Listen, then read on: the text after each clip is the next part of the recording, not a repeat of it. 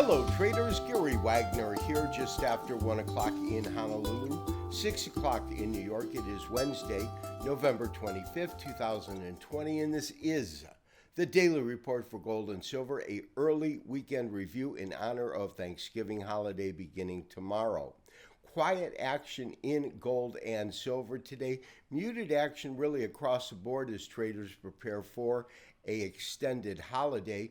But on today's show, I want to take a look at the potential, and I underscore the word potential, that we could find support at the 200-day moving average, and if it doesn't, where we can expect it to go. But first, to current pricing. Traders, it is the day before Thanksgiving, of course, in the United States. A holiday of giving thanks will commence tomorrow. Markets will be open, but only for a half a day on Friday. Therefore, this is going to serve as our weekend review. We'll come back to you on Monday unless something dramatic happens on Friday, and we have seen that before. Gold currently trading down 70 cents. At 1804, down 60 cents now. When we look at spot, that is trading at 1805.44. Silver's actually posting a gain on the day of about 0.3%, almost 8 cents, 23.37. And the dollar index has definitely aided precious metals because that is down by a little over 0.25%. And it is at a critical point in terms of a Fibonacci level.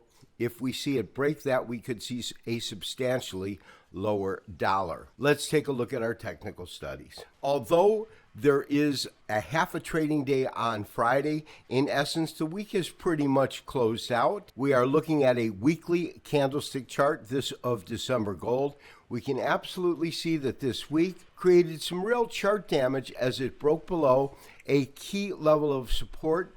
That level of support comes in at around 1845. It is also the 38.2% Fibonacci retracement. Very noteworthy to me is the fact that you get these series of lows right in here that really show that particular area's support. Also, when we look at this market breaking out to the upside, you can see that the big candle occurred after breaking above that. So that tells me there was momentum building, there was resistance there, and that's what propelled it higher. So it does appear as though that is major chart damage. Just looking at this chart, the next area we would want to look at would be 1767. However, when we look at a daily chart, it tells us a completely different story. We are looking at a close-up of the activity that occurred since August the 10th when it hit this new record high and the subsequent sell-off that followed. The sell-off was pretty harsh considering we went from 88 down to 1804, just shy of a $300 drop.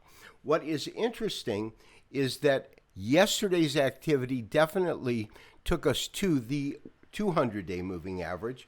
Of course, we talked about this cross that occurred on the 16th. We can see that they are widening, which means that the actual buildup of strength to the downside continues to be strong. And today, the low also matched this 200-day moving average.